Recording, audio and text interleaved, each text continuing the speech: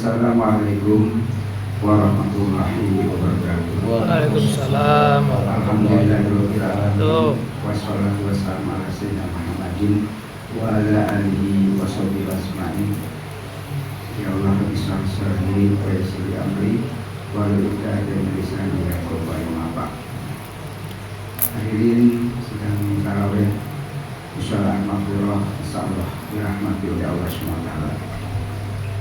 Dalam kesempatan ini izinkanlah seperti biasa mengisi kultum, karena kita sunnahnya diambil, karena kita ada 8 atau 11 rakaat. Artinya setidaknya mengisi ada arah udara pulang dari satu lagi, khususnya umum jamaah. Dalam kesempatan ini tentunya kita ambil Rasulullah bahwa kita sudah sampai ke puasa 23 nih. Malam 24 mengurangi bagian malam 25. Alhamdulillah maka rasanya dengan 4 hari atau berarti 3 hari lah atau 4 hari insyaallah paling penting sampai kita sampai ke ujungnya mendapat Lailatul Qadar. Sebetulnya ibaratnya kalau kita mendapat Lailatul Qadar, haji mabrur, terus apalagi umroh yang mabrur, lihat setelah dilakukannya, setelah haji atau setelah umroh, dia itu pulangnya itu lebih baik atau tidak lebih baik. Dan begitu juga puasa. Kalau kita setelah puasa lebih baik, insya Allah kita mendapat Lailatul Qadar. Ya, mudah-mudahan itu.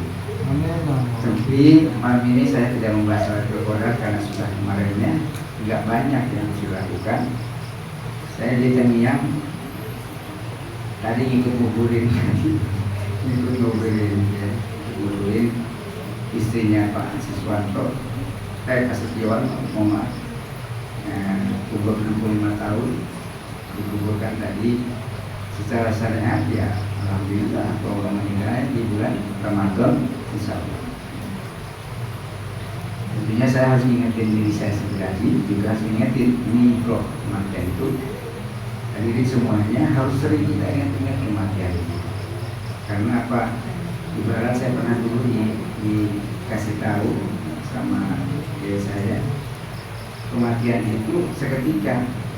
Dan ibarat orang itu orang latah. Kalau orang latah itu biasanya dia ngomong jorok, pasti minggu budak jorok keluarnya, ya kan? Gitu ya, keluar tuh. Kalau kita ngomongnya astagfirullahaladzim atau Allahu Akbar, pasti minggu budak keluar. Begitu juga latah kematian. Begitu dipanggil, ya mantap buka. Ya, istilahnya karena kita selalu dialog dengan Allah, insya Allah. Ya, insya Allah semua jamaah yang paling itu. Saya akan menyampaikan ada beberapa hal hakikat dalam kematian. Ada 3 hal hakikat kematian. Tentunya seluruh penyakit di dunia ini semuanya pasti Allah berikan obatnya. Nggak mungkin nggak ada yang obatnya. Cuma satu yang nggak ada obatnya adalah kematian. Karena kematian itu tidak bisa diminta panjang atau minta dulukan, nggak bisa. Kematian itu memang sudah ketentuan dari Allah Subhanahu wa taala. Babul maut ini tentunya semua orang akan bisa melakukan, semua makhluk Allah yang tentunya yang bernyawa akan merasakan kematian. Ingat bahwa surat Al-Ankabut ayat 57 sering sudah kita lancar, sudah paham. Ingat menjawantahkannya aja seperti itu. A'udzubillahi minasyaitonir rajim. Kullu nafsin dha'iqatul maut. Summa ilaina turja'un. Tiap-tiap yang berjiwa akan merasakan mati. Kemudian hanyalah kepada kami kamu dikembalikan. Sesuai sebetulnya kalau orang yang paham kematian bukan mati sebetulnya. Sesuai dengan ayatnya, innalillahi wa inna ilaihi raji'un. Sesungguhnya dari Allah akan kembali lagi kepada Allah. Jadi tenang. Dengan saya bacakan ayat Fajar yang kemarin ya, jiwa-jiwa yang tenang itu, ya tenang aja. Ya. Sampai ke titik itu, masya Allah, subhanallah itu, ya tidak ada takut, hanya ingin tetap kembali kepada Allah SWT. Kematian tentunya pada dasarnya adalah jembatan menuju kehidupan akhirat. Saya sering membacakan bahwa jenjang kehidupan menurut ahli tasawuf dan sebagainya ada 12 jenjang kehidupan. Ya. Yang pertama, kita hidup itu di alam rahim. Katakanlah selesai dalam rahim, begitu lahir nangis karena ketidaktahuan. Begitu juga nanti kita begitu meninggal itu nangis ketidaktahuan, tergantung amal perbuatan kita. Kita lahir di dunia ini yang pertama. Kemudian langkah kedua, qabul maut, yaitu kematian atau alam kubur atau alam barzah. Ya. Kemudian sesudah alam barzah nanti ada kiamat. Ya, kiamat sang saka menyimpan tombol. Mudah-mudahan orang muslim enggak kebagian lah kiamat. Untuk orang-orang yang non muslim aja. Yang keempatnya kemudian dibangkitkan setelah ditidurkan atau disisakan kubur. Kemudian kelima, setelah dibangkitkan dikumpulkan di padang mahsyarnya. Kemudian yang keenamnya mendapat syafaat dari Allah Subhanahu wa taala. Nah, saya berpesan untuk diri saya, umumnya jamaah, setiap hari kita beristighfar kepada Allah berapa kali ya, supaya kita kelak di yaumul dijajah, di yaumul di padang mahsyar dapatkan syafaat. Syafaat itu adalah pertolongan dari Allah Subhanahu wa taala. Beristighfar, astagfirullahaladzim, terus dan ada pesan lain-lainnya. Kemudian setelah yang syafaat itu, kemudian yang ketujuh, alam ketujuh itu adalah mendapat hisab, ya, dapat perhitungan. Kemudian penyerahan buku, amal buku. Kemudian yang kesembilannya mizan. Mizan itu adalah timbangan, kita timbang amal yang buruk, amal yang baik. Kemudian yang ke-10 ada telaga yang kausal. Kemarin saya sebutkan, telaga kausal itu barang siapa yang mendapatkan suatu ujma dari baginda Rasulullah. Yang kemarin saya sudah jelaskan, putih dialiri dari surga, sungai dari surga, yang satu bening lebih bening daripada kaca, yang satu lebih susu daripada salju, dan tentunya gelasnya bagaikan bintang di langit. Itu fase ke-10. Kemudian yang ke-11 sirat, ada jembatan yang ibaratnya dari kecil dipelajarin rambut dibelah 7 ya, saking hanya kekuatan iman tentunya yang bisa melewati jembatan ini. Yang ke-12 ya terakhir tentunya, yaitu bisa kita hidup di neraka atau di surga. Adapun akhirat, dunia sama akhirat itu perbedaannya itu bayangkan aja sekitar 50.000 tahun perbedaannya. Ya, surat Al-Ma'arij ayat keempat itu, A'udzubillahi minasyaitonirrajim, bismillahirrahmanirrahim. Ta'rujul malaikatu warruh ilaihi fi yaumin kana miqdaru khamsina alfas sanah. Tentunya yang artinya malaikat-malaikat Allah tentunya beserta Jibril naik menghadap kepada Tuhan ya Allah dalam sehari yang kadarnya 50.000 tahun. Masya Allah. Berarti kalau kita di akhirat 1 tahun, 1 hari di sini adalah 50.000 tahun. Nah, untuk itu hari ini yang dirahmati Allah SWT bahwa kita penting selalu mengingat akan mati, ibrah supaya apa? Kita dipacu tidak keluar dari relnya kita, bahwa kita akan harus selalu beribadah kepada Allah. Banyak yang beranggapan tentunya di alam dunia ini, manusia yang masih hidup ini, bahwa kematian itu adalah merupakan hari dan itu harus perjalanan, jadi hari akhir perjalanan. Karena bukan, banyak yang beranggapan bahwa kematian itu merupakan akhir dari suatu perjalanan. Itulah mengapa ya, yang banyak orang yang salah persepsi lah ibaratnya, yang mengatakan bahwa kematian artinya istirahatlah dengan tenang. Padahal Bapak Ibu hadirin, itu baru fase yang kedua, adalah di kubur itu adalah bagaimana coba di kubur itu akan ditemukan tentunya hikmahnya kubur sini. Yang pertama tentunya kematian itu bahwa memutuskan kesempatan manusia untuk beramal. Jadi sering saya sampaikan juga, ya sudah jelas lah, orang ruh sudah keluar dari jasad, putus saja beramal perbuatannya, baik yang baik maksudnya maupun yang buruk selesai. Nah, nanti insya Allah kalau saya ada waktu besok ada kelanjutan di sini kan cukup waktunya kalau kita sekarang. Nah, yang pertama selesai menutup hal itu, dan kemudian dan dapat hal itu diperhatikan waktu ajal datang. Kalau kita buruk dalam perbuatannya, terlalu banyak maksiatnya, seperti kemarin saya jelaskan fasik, itu akan diperlihatkan. Diperlihatkan apa? Neraka jahanam itu akan diperlihatkan.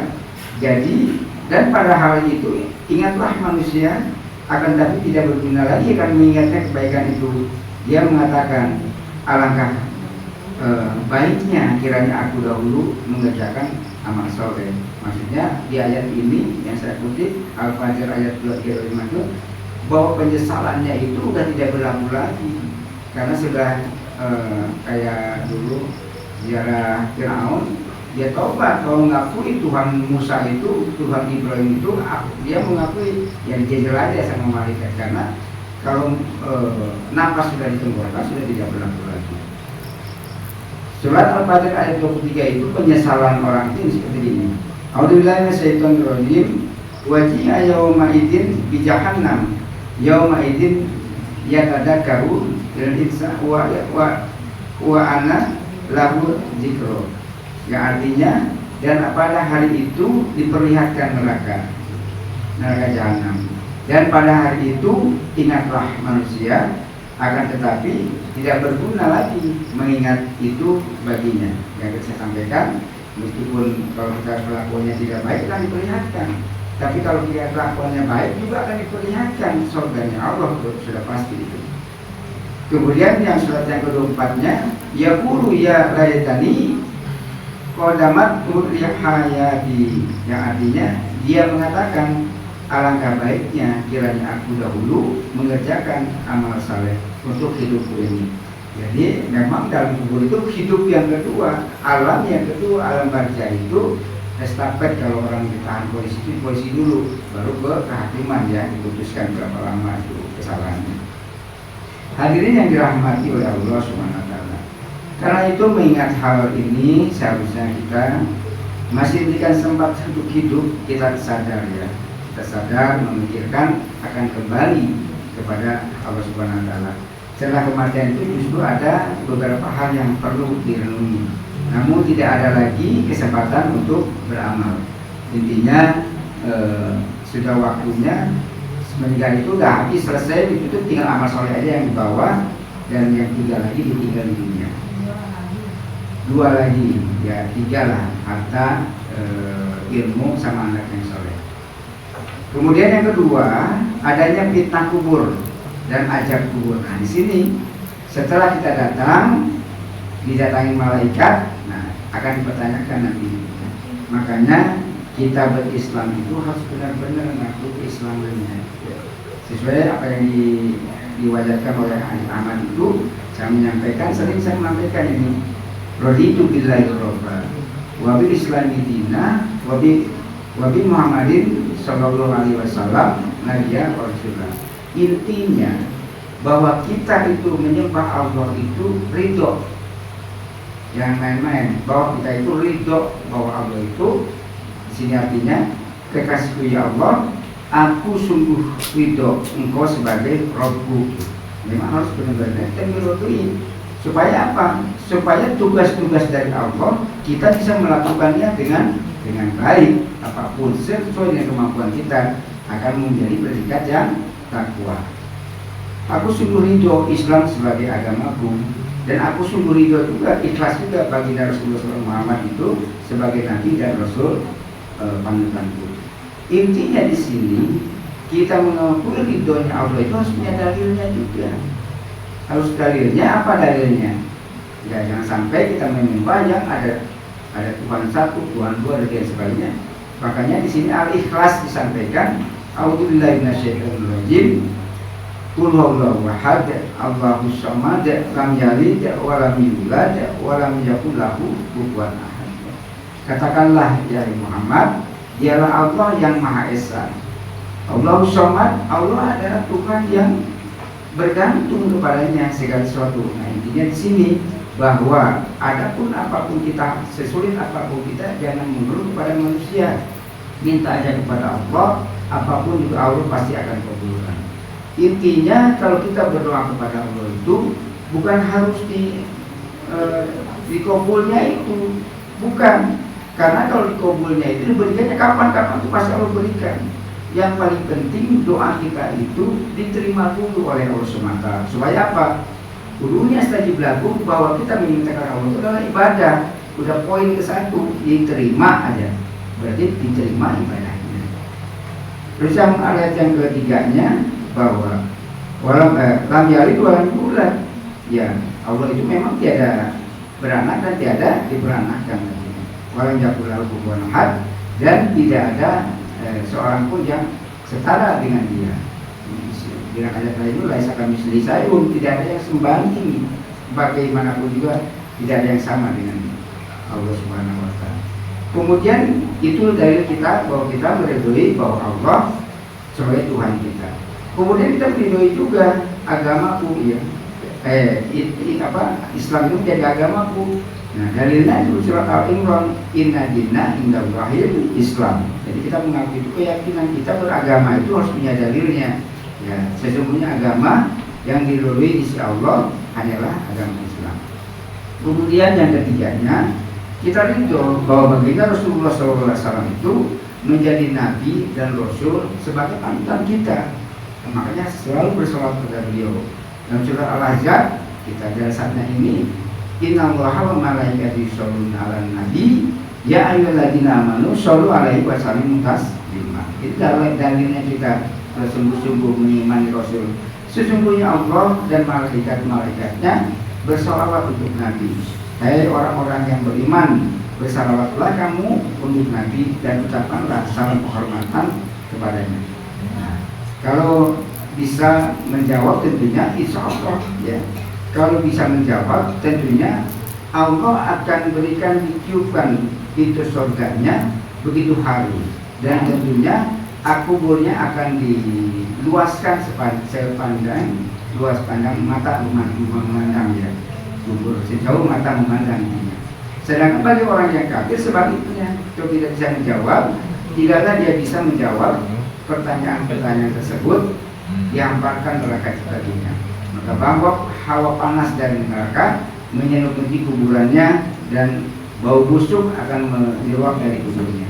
Hadirin yang dirahmati oleh Allah. Tinggal satu lagi, ya. Cukup ya, satu lagi. 3. Kemudian yang ketiga, sedikit aja saya. Pertanggungjawabannya hidup di dunia itu, ini yang ketiga, ya. Bahwa akan tentunya Allah akan mencatat semuanya kehidupan di dunia ini, baik yang buruk maupun yang baik. Tentunya Allah akan mencatatnya. Tentunya dalam surat Al-Zalzalah, "Faman ya'mal mithqala dzarratin khairan yarah", yang artinya barang siapa yang mengerjakan kebaikan secara pun niscaya dia akan melihat balasannya. Dan keduanya, "Faman ya'mal mithqala dzarratin syarran yarah", dan barang siapa yang mengerjakan kejahatan sebesar zarah pun niscaya dia akan melihat balasan itu. Intinya di sini bahwa sekecil apapun yang kita lakukan, bahwa nanti di fase yang ke-8 ya, mizan, bahwa ditimbangkan banyak buruknya banyak baiknya. Tentunya Allah itu sudah berkehendak dalam surat Al-Ghasyiyah, inna ilaina iyabahum summa inna alaina hisabahum. Sesungguhnya kepada kamilah kembali mereka tentunya, dan kemudian sesungguhnya kewajiban kamilah menghisabnya. Hadirin yang dirahmati Allah Subhanahu yang saya sampaikan, dan Allah keterbatasan waktu, mudah-mudahan ada manfaatnya untuk mengingat saya dari saya pribadi, umumnya jamaah semuanya. Mudah-mudahan kita mendapatkan ridho dari Allah Subhanahu wa taala. Kurang lebihnya mohon maaf. Billahi taufiq wal hidayah. Wassalamualaikum warahmatullahi wabarakatuh. Waalaikumsalam. Waalaikumsalam.